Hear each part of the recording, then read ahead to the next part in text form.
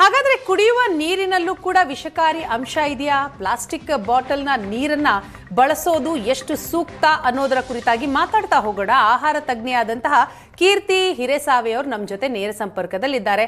ನಮಸ್ಕಾರ ಮೇಡಮ್. ನಮಸ್ಕಾರಮ್ಮ, ಹೇಳಿ. ಕೀರ್ತಿ ಅವರೇ, ಈಗ ಇತ್ತೀಚಿನ ದಿನಗಳಲ್ಲಿ ನಾವು ನೋಡ್ತಾ ಇದೀವಿ, ಆಹಾರ ಇಲಾಖೆ ಪ್ರತಿಯೊಂದನ್ನು ಕೂಡ ಪರೀಕ್ಷೆಗೆ ಒಳಪಡಿಸ್ತಾ ಇದೆ. ಅದರಲ್ಲಿ ಇಡ್ಲಿ ಬೇಯಿಸೋದಕ್ಕೆ ಬಳಸುವಂತಹ ಪ್ಲಾಸ್ಟಿಕ್ ಅದು ಕೂಡ ಒಳ್ಳೆಯದಲ್ಲ ಅನ್ನೋದು ಗೊತ್ತಾಯ್ತು. ಕಲ್ಲಂಗಡಿ ಹಣ್ಣಿನ ಬಳಕೆ ಅದು ಕೂಡ ಒಳ್ಳೆಯದಲ್ಲ ಅನ್ನೋದು ಗೊತ್ತಾಯ್ತು. ಈಗ ಬಾಟಲ್ ನೀರಿನ ಸರದಿಯ ಅಂತ, ಯಾಕಂತಂದ್ರೆ ಬಾಟಲ್ ನೀರನ್ನ ಬಳಸೋದ್ರಿಂದ ಏನಾಗುತ್ತೆ, ಎಷ್ಟು ಯೋಗ್ಯ ಅದು? ಆಹಾರ ತಜ್ಞೆಯಾಗಿ ತಾವೇನ್ ಹೇಳ್ತೀರಿ? ಇನ್ನೂ ವರದಿ ಯಾವುದು ರಿಪೋರ್ಟ್ ಬಂದಿಲ್ಲ ಅನ್ನೋ ಕಾರಣಕ್ಕೆ ಯಾವುದ್ರ ಮೇಲೂ ಒಂದು ಸ್ಟೇಟ್ಮೆಂಟ್ ಅಂತ ಕೊಡೋದು ತಪ್ಪಾಗತ್ತೆ. ವರದಿ ಬಂದ ನಂತರ ಅದ್ರ ಗುಣಮಟ್ಟ ತೀರ್ಮಾನ ಆಗುತ್ತೆ. ಅದ್ರ ಬೇಸಿಸ್ ಮೇಲೆ ಅದರಲ್ಲಿ ಯಾವ ಕಾಂಪೌಂಡ್ ಕಂಡು ಬಂದಿದೆ, ಅದು ದೇಹದ ಮೇಲೆ ಯಾವ ರೀತಿ ಪರಿಣಾಮ ಬೀರುತ್ತೆ ಅಂತ ಆವಾಗ ತಿಳಿಸ್ಬೋದು. ಬಟ್ ವರದಿನೇ ಬಂದಿಲ್ಲ ಅಂದಮೇಲೆ ನೀರನ್ನು ನಾವು ಅಶುದ್ಧ ಅಂತ ಹೇಳೋದು ತಪ್ಪಾಗುತ್ತೆ. ಯೂಶಲಿ ಯಾವುದೇ ಒಂದು ಬಾಟಲ್ ಪ್ಯಾಕಿಂಗ್ ಆಗಬೇಕಾದಾಗ GMP ಸರ್ಟಿಫೈಡ್ ಅಂತ ಹೇಳ್ತೀವಿ.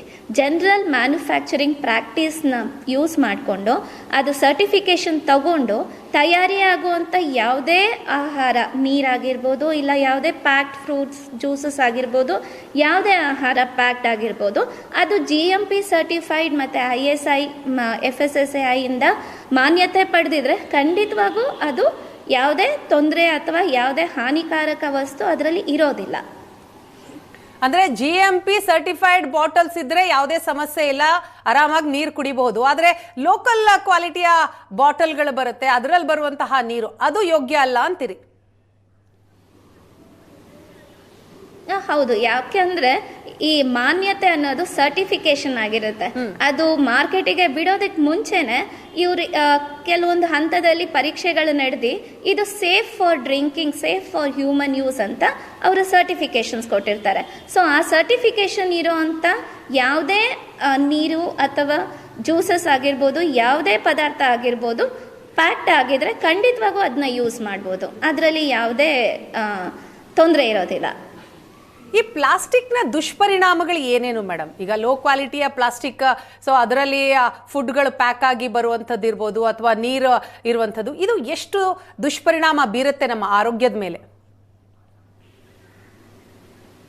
ಹೌದು, ಖಂಡಿತ. ಪ್ಲಾಸ್ಟಿಕ್ ಹೀಟ್ ಟ್ರೀಟ್ಮೆಂಟ್ಗೆ ಒಳಗಾದರೆ, ಅಂದರೆ ಈಗ ರೀಸೆಂಟಾಗಿ ಇಡ್ಲಿ ತಯಾರಿಕೆನಲ್ಲಿ ಇದು ಪೌಷ್ಟಿಕಾಂಶ ಕಮ್ಮಿ ಆಗ್ತಾ ಇದೆ ಮತ್ತು ಕ್ಯಾನ್ಸರಸ್ ಅಂಶಗಳು ಅದರಲ್ಲಿ ಜಾಸ್ತಿ ಆಗ್ತಾ ಇದೆ ಅನ್ನೋ ಒಂದೇ ಕಾರಣ ಏನಂತ ಅಂದರೆ ಅದಕ್ಕೆ ಬಳಸ್ತಾ ಇರುವಂಥ ಪ್ಲಾಸ್ಟಿಕ್ ಪೇಪರ್.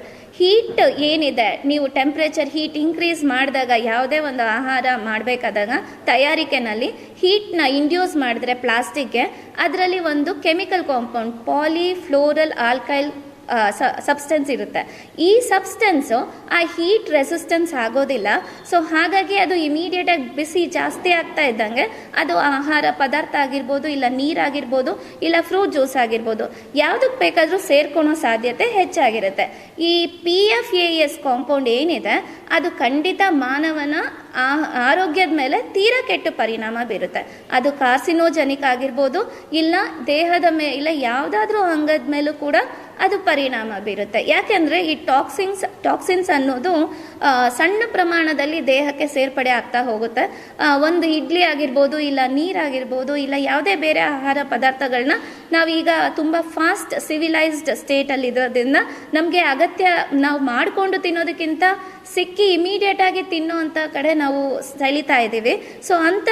ಅಂಥ ಸಿಚುವೇಶನಲ್ಲಿ ನಾವು ಇರಬೇಕಾದಾಗ ದಿನನಿತ್ಯ ಬಳಕೆನಲ್ಲಿ ಆಗುವಂಥ ಸಣ್ಣ ಪ್ರಮಾಣದ ಟಾಕ್ಸಿನ್ ಶೇಖರಣೆ ನಮ್ಮ ದೇಹದಲ್ಲಿ ಸೇರ್ಪಡೆ ಆಗ್ತಾ ಹೋಗುತ್ತೆ.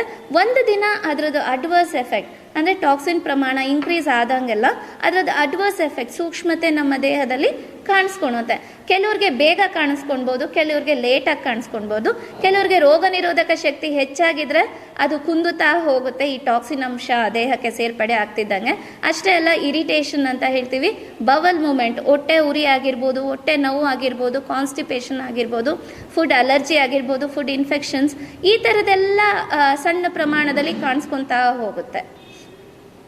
ಮೇಡಮ್, ಈಗ ಬಹಳಷ್ಟು ಜನರು ಯಾರೂ ಕೂಡ GMP ಸರ್ಟಿಫೈಡ್ ಹೌದೋ ಅಲ್ವೋ ಈ ಬಾಟಲ್ ಅನ್ನೋದನ್ನ ನೋಡೋದಕ್ಕೆ ಹೋಗೋದಿಲ್ಲ, ಅಂತಹ ಅರಿವು ಕೂಡ ಅವರಲ್ಲಿ ಇರೋದಿಲ್ಲ, ಬಹಳ ಕಡಿಮೆ ಇರುತ್ತೆ. ಸೊ ಇಂತಹ ಸಂದರ್ಭದಲ್ಲಿ ಈ ರೀತಿಯ ಪ್ಲಾಸ್ಟಿಕ್ಗಳು ಮಾರುಕಟ್ಟೆಗೆ ಬರೋದನ್ನೇ ನಿಲ್ಲಿಸ್ಬೇಕಲ್ವಾ? ಆಗ ಮಾತ್ರ ಬಹುಶಃ ಇದಕ್ಕೆ ಕಡಿವಾಣ ಹಾಕಬಹುದು ಅಂತ ಅನ್ಸುತ್ತೆ. ಸೊ ಆ ನಿಟ್ಟಿನಲ್ಲಿ ಆಹಾರ ಇಲಾಖೆ ಯೋಚನೆ ಮಾಡಬೇಕಾ? ಖಂಡಿತವಾಗೂ ಪ್ಲಾಸ್ಟಿಕ್ನ ಸುಮಾರು ಸ್ಟೇಟಲ್ಲಿ ಕಂಪ್ಲೀಟಾಗಿ ಸ್ಟಾಪ್ ಮಾಡಿದ್ದಾರೆ. ತೀರಾ ಅಗತ್ಯ ಇರೋ ಕಡೆ ಮಾತ್ರ ಪ್ಲಾಸ್ಟಿಕ್ನ ಬಳಕೆ ಆಗ್ತಾ ಇದೆ. ಸೊ ನಮ್ಮಲ್ಲೂ ಅಂತ ಒಂದು ಇದನ್ನ ಸ್ಟೆಪ್ನ ತಗೊಂಡ್ರೆ ಖಂಡಿತವಾಗೂ ನಮ್ಮ ಮುಂದೆ ಬರೋ ಪೀಳಿಗೆಗಾಗಿರ್ಬೋದು, ನಮಗೆ ಕೂಡ ಒಳ್ಳೆ ಆರೋಗ್ಯ ಅಥವಾ ಒಳ್ಳೆ ಸ್ಥಿತಿನಲ್ಲಿ ನಾವು ಬದುಕಬಹುದು ಅಂತ ಅನ್ಸುತ್ತೆ. ಕೇವಲ ಮನುಷ್ಯರಿಗೆ ಮಾತ್ರ ಅಲ್ಲ, ಪರಿಸರದ ಮೇಲೂ ಕೂಡ ಈ ಪ್ಲಾಸ್ಟಿಕ್ ದುಷ್ಪರಿಣಾಮವನ್ನ ಬೀರುತ್ತೆ. ಸೊ ಹಾಗಾಗಿ ಇದನ್ನ ಕಂಪ್ಲೀಟ್ ಆಗಿ ಬ್ಯಾನ್ ಮಾಡೋದೇ ಒಳ್ಳೇದು ಅಂತೀರಿ? ಬ್ಯಾನ್ ಮಾಡಿ, ಹೌದು, ಖಂಡಿತವಾಗೂ ಅದನ್ನ ಅಗತ್ಯಕ್ಕೆ ಮೀರಿ ಯಾವುದೇ ವಸ್ತು ಆಗಿರ್ಬೋದು, ಅಗತ್ಯಕ್ಕೆ ಮೀರಿ ಬಳಕೆ ಆದಾಗ ಹಾನಿಕಾರಕ ಖಂಡಿತ. ಯಾವುದನ್ನ ಎಲ್ಲಿ ಯಾವ ಪ್ರಮಾಣದಲ್ಲಿ ಬಳಕೆ ಮಾಡಬೇಕು ಅನ್ನೋ ಅಷ್ಟು ಮಟ್ಟಿಗೆ ನಾವು ತಿಳುವಳಿಕೆಯಿಂದ ಅದನ್ನ ಬಳಸಿದ್ರೆ ಖಂಡಿತವಾಗೂ ಯಾವುದೇ ಪದಾರ್ಥ ಅಥವಾ ಯಾವುದೇ ವಸ್ತು ಯಾರಿಗೂ ಹಾನಿ ಕೊಡೋದಿಲ್ಲ. Yes, thank you Keerthi madam, ಇಷ್ಟೊತ್ತು ಕೂಡ ಏಷ್ಯಾನೆಟ್ ಸುವರ್ಣ ನ್ಯೂಸ್ ಜೊತೆ ಮಾತನಾಡಿದ್ದಕ್ಕಾಗಿ.